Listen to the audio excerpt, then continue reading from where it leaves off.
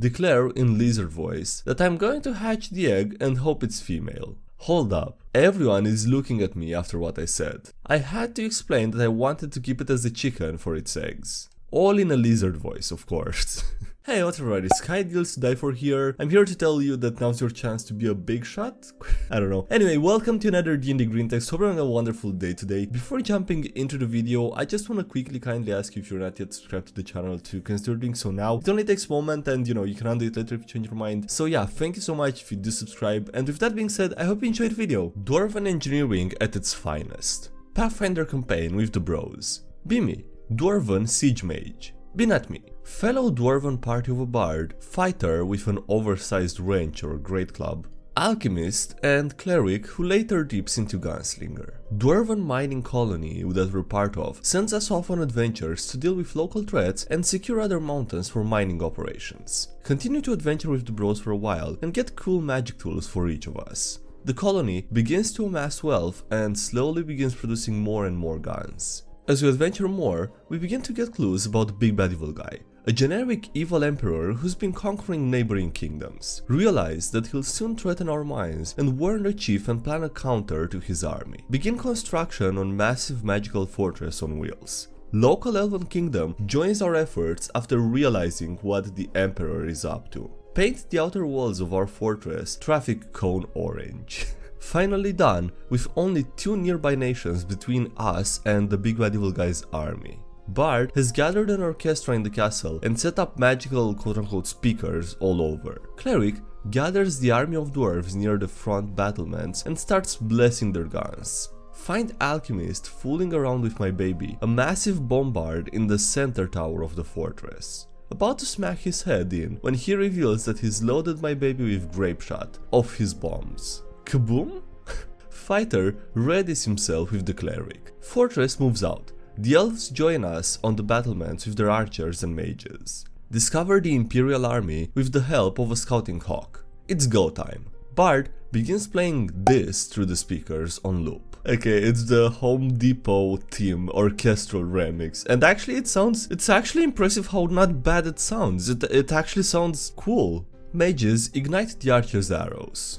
Guns at the ready. I fire my baby as part of the opening volley, and the bombs scatter and cause chaos amongst the troops. Arrows rain down upon them, followed by fireballs. The big bad evil guy is among the army and is pissed. The big bad evil guy, along with his elite guard, fly towards our castle on their wyverns. Alchemist loads a cannonball rigged with more bombs into the bombard. Sacrifice my highest level spell to enchant her. Aim to direct impact the big bad evil guy and roll a natural 20. Party watches the big bad evil guy turn into fireworks while the gunners give a 21 gun salute shooting down his elite guard. Dwarven Home Depot becomes our new base, flying from mining site to mining site. Chief rewards us with 10 kegs of ale and positions of power as the heads of our own departments. Natural 1 my fortitude against the ale. Pass out drunk in my room with alcohol poisoning. Still live, but never tell anyone about my poor constitution. My best use of a utility cantrip. Be me, gnomish bard professor with anxiety and a helping heap of trauma from in-game events. We meet an Arcane loft and my character's dumbass summons him when they're back home because he says he basically knows everything about everything and her husband has been driven mad by Arcane forces. The Arcane loft says that he'll give her info in exchange for some favors, one of which is use of the university's library one evening after hours. He is very clear that nobody can be there and if anyone turns up, he will kill them. Do some bard work to convince the head librarian that I have a swanky donor who's rich and weird, who needs a tour after hours with no disturbances. Head librarian knows that rich people are weird and agrees, but he isn't happy about it. Night of the library visit comes about and Arcane loft goes off to do some light reading. I keep watch. I hear footsteps. It's the librarian wandering around with a lantern. Try to convince him to leave, but end up rolling a 2. Panic because I don't want this guy to be force choked to death. Go through my options and I've got nothing. But wait, DM, am I right in remembering that this guy is human? Yeah. I prestidigitate the flame out of the lantern. Librarian lights it again. I poof it out again. The librarian gets annoyed and leaves. Nobody died. It's a success. Okay, well, I mean that actually worked out somehow.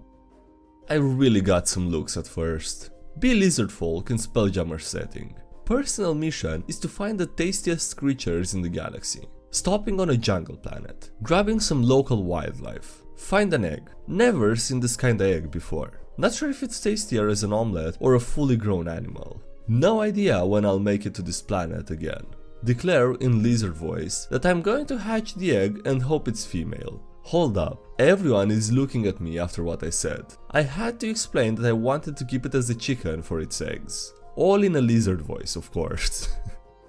Arby's. Come and eat of our meats. Be me, DM, running a homebrew space fantasy game. Premise for humanity is that an AI has taken over control of the human race. The AI begins combing through ancient texts and media. It has a special penchant for ancient Christian texts and begins to call itself the Christ. It thinks it's the literal Christian god. Fast forward to players exploring the first city and they find a restaurant just called Arby's. It looks exactly the same, except it seems to be staffed entirely by high-ranking members of the clergy. I'll take a blessed beef and cheddar, please. A commercial plays on the corner TV. Come and eat of our meats. Players investigate further. Realize that it turns out that the Christ thought the slogan, "We have the meats," was a Christian thing. That face when the players realize they can just go to an Arby's in my campaign, but only if they're fundamentalist Christians.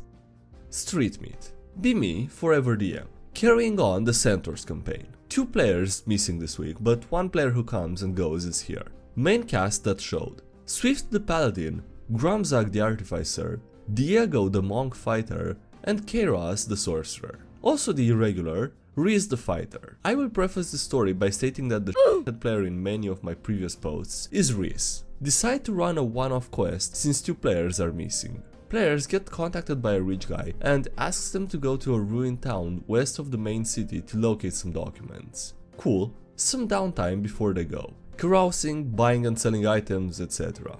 Reese states that he patrols the streets with his cart, selling what he calls street meat. Rolls persuasion and he gets a 1. The guards fine him 5 gold. After all this, players venture forth and get to town. Town is surprisingly intact. People walking around. The place is kinda damp and worn though. As they enter, everyone makes wisdom saves. Reese fails. I tell him that a creeping paranoia and anxiety surrounds him. He states that he feels increasingly worried about his cart. Townsfolk approach players unblinking. Clearly something is amiss here. Get to the library where documents should be. 3 words on it preventing access. Players start tracking down the words. First one is a guy chained up in a stable. Reese: hey buddy, everything okay? Dude turns into a slad. Fight breaks out. They kill the slad and 1 word is broken. Players immediately agree this town. Walk down the street towards the 2nd word. Townsfolk approach. It's probably an ambush. Firebolts and casted. Townsfolk duck behind the alleyway and emerge with a chul, a huge crab monster thing. Yep, huge fight breaks out. Players win but are wounded. Want to rush to the 2nd word. Reese demands to take time and gather meat from the crab corpse. Players ignore him. Get to the town hall where the 2nd word is. I demand a 2nd wisdom save. Reese fails again. I rolled on the table for madness. I start laughing. Reese, you become incredibly paranoid regarding your card, which you deem to be a lucky object. You get disadvantage on like all rolls when outside 30 feet of the card. Table laughs. Players start to enter the town hall. Reese asks, can I fit my cart through the door? Lol. No? I don't know. I say no. I describe the player stealthily ascending the steps. I get interrupted. How wide is the doorway? Asks Reese. I don't know. I point to the host's door and I say it's that wide. Reese: I've got Google's average dimensions of a hot dog stand right here. I'm willing to measure Swift's door.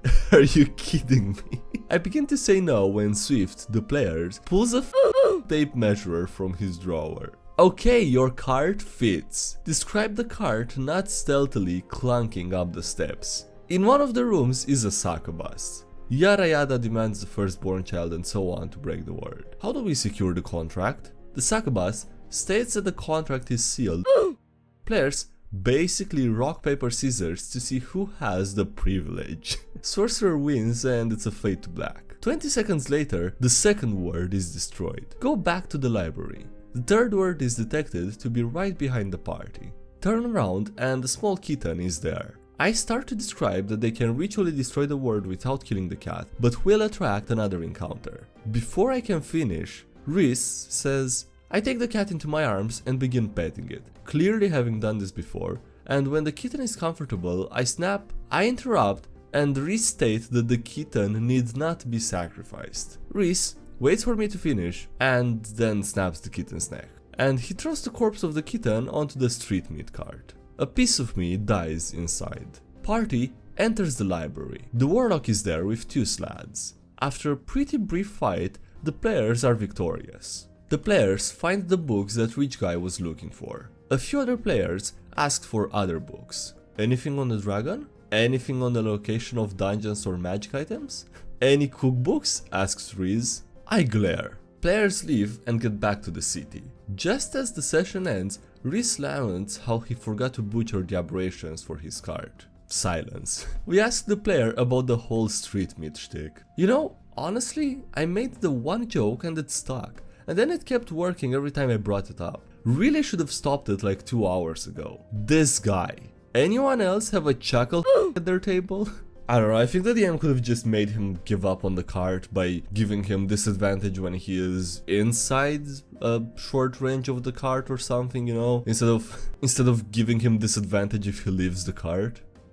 Party fights the Queen of Frost. This happened at my table last night. Bimi describes how the Queen of Frost has an amulet and ring that glow whenever magic is used by her. Party members decide to kill her before trying to kill any of the minions that she summoned. Party Wizard successfully kills her, exploding her head with magic missile. Party Wizard runs over and immediately grabs the amulet and shoves it in his bag and then puts the ring on his finger. Party Wizard fails the wisdom saving throw. Party watches as the wizard has his magic forcibly ripped from his body and his body ages dramatically before he falls over dead. Party uses a pair of gloves to grab the amulet and ring and put it in the bag, completely ignoring the loot on the now dead body of the wizard. Party gets paid and doesn't even consider finding the wizard's family and telling them, okay dude. Alright, well on that note, that's gonna be it for today's video, so thanks so much for watching, I hope you enjoyed. Don't forget to leave a like if you did and subscribe for if you haven't already. Also thank you to everyone supporting the channel on Patreon as well as on YouTube, I appreciate it a lot, so thanks so much for those. Links below if you wanna check them out, as well as links to the social media, Discord, subreddit channels. And yeah, that's it, thanks again for watching, I'll see you next time, have a good day, bye.